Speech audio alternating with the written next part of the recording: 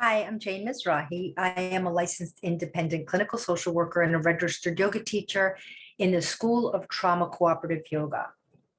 I'm inspired to share a teaching on self-forgiveness. I'm trying to get this one as close to the truth as I can, and it's a colossal topic. It's a very big topic. So I have a baseline thing that I'd like to share, which is this.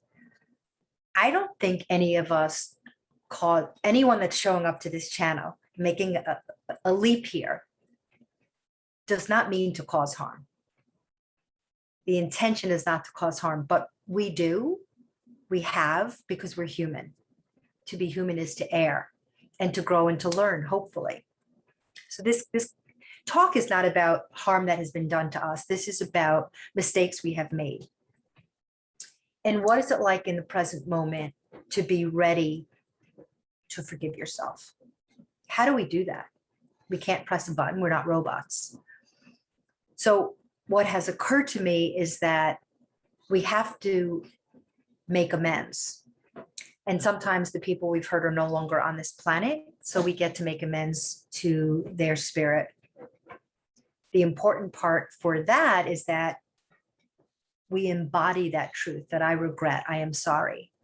For those people that we have hurt that are on this planet, we make amends. We look them in the eyes if we are so courageous and we say, I'm sorry. And the only but is perhaps that I didn't mean to cause harm, but I did, and I am sorry. How a person forgives your apology, as relevant as it may feel to you, for the purpose of this talk, I'm going to invite you to consider that it is not relevant, because we have to remember that we only have, grant me the serenity to accept the things I cannot change, how they receive my apology, the courage to change the things I can. I get to apologize, and the wisdom to know the difference. So we make amends. And the other thinking around self-forgiveness is that we did things because we didn't have the skills to do better. And this is about intergenerational trauma, where we saw, we learned, and we behaved, and we coped, and it wasn't helpful, but it was helpful. Like, we do things that are helpful in the immediate, but ultimately it's not sustainable when we have maladaptive coping, and we do harm with maladaptive coping. You've arrived here in this present moment. My assumption, and I know we can get into trouble with assumptions, but here's an invitation that we want to do better. Perhaps we are doing better. We are living a better life now than we were when we were causing harm. You're showing up for this self-forgiveness talk because we're ready to unburden how we are still walking around.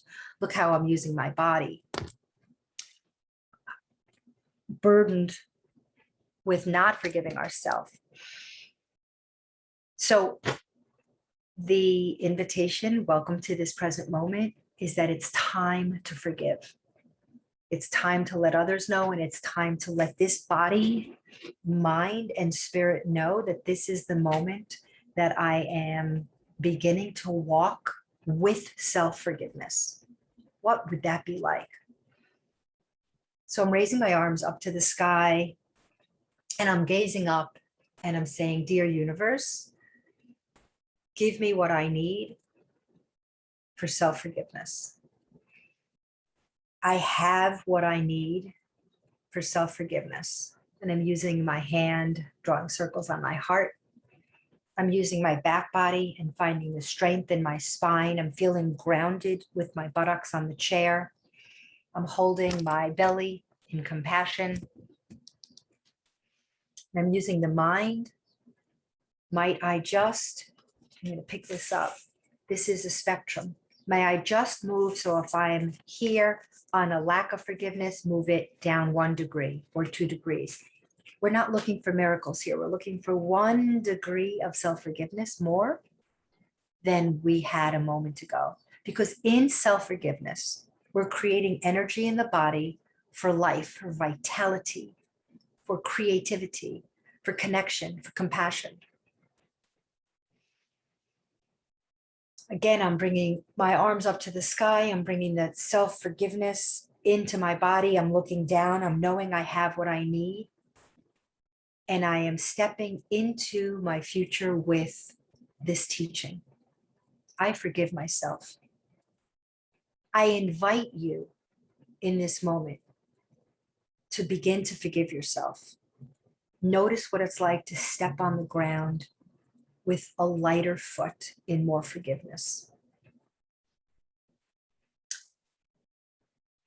One more idea is you might write down what an apology looks like to another, whether it be, again, a letter that goes to somebody or it's for you to sort your thoughts and feelings out.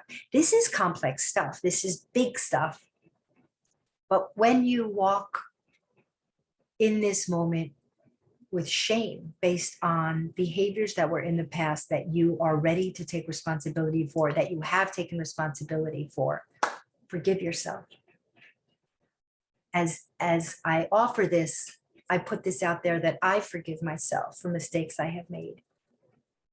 I invite you to do the same.